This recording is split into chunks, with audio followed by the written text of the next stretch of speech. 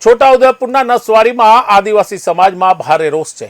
તલાવ પ્રાથમિક શાળા શિક્ષણ વિભાગ દ્વારા બંધ કરવામાં આવી છે અને આ બંધ શાળાને ફરી શરૂ કરવા નસવાડી મામલતદારને એક આવેદનપત્ર આદિવાસી સમાજ દ્વારા આપવામાં આવ્યું હતું।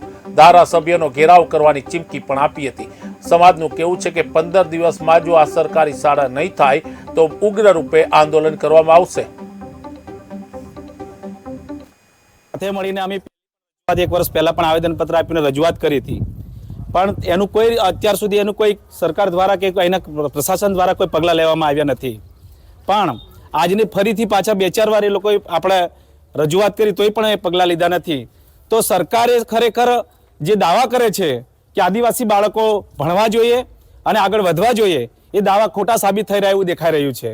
સરકારને, પ્રશાસન અને એના રાજકીય નેતાઓને પણ આ વસ્તુને ધ્યાન આપવું જોઈએ કે ખરેખર આટલી બધું સરકારે ગ્રાન્ટ ફાળવે છે, આટલી બધી ગ્રાન્ટો આપે છે સરકાર, તો એ છતાં અમારે અહીંયા આદિવાસી વિસ્તારની અંદર કેમ બાળકો શિક્ષણથી વંચિત રહી જાય છે?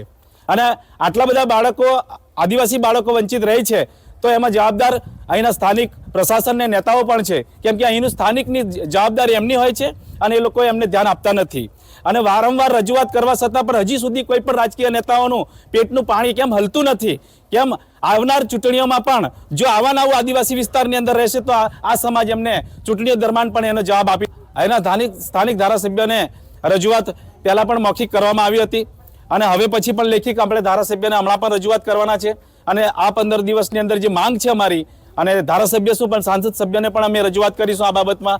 અને હવે પછી કદાચ એ લોકો અમને આ પ્રાથમિક શાળા જો ફરીથી નહીં ચાલુ કરે, શિક્ષક ત્યાં નહીં મૂકવામાં આવે। નસવાડી તાલુકાના તલાવ ગામની પ્રાથમિક શાળા 1 વર્ષ કરતાં વધારે ટાઈમથી બંધ થઈ ગયેલી છે, તેને ફરીથી શરૂ કરવા માટે આવેદનપત્ર આપવા નસવાડી આવેલા છે અમે લોકો બધા।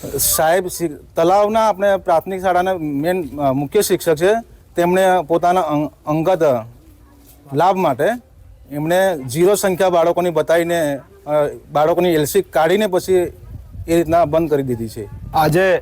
આજે અમે સમાજના તમામ યુવાનો, વડીલો, આગેવાનો બધા ભેગા મળીને નસવાડી તાલુકાના તલાવ પ્રાથમિક શાળામાં આજથી 1 વર્ષ અગાઉ જે શાળામાં ફરજ બજાવતા શિક્ષકે પોતાના અંગત સ્વાર્થ માટે શાળા બંધ કરેલી હતી।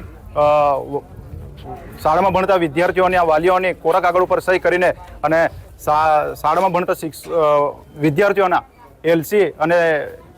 એલસી ઘરે ઘરે આપીને પછી 0 સંખ્યા બતાવીને શાળા બંધ કરી દીધેલી હતી। એના માટે આજે અમે મામલતદારશ્રીને આવેદનપત્ર આપવા માટે આવેલા છે। આવેદનપત્રમાં અમે એવું પણ જણાવેલું છે કે આ શાળા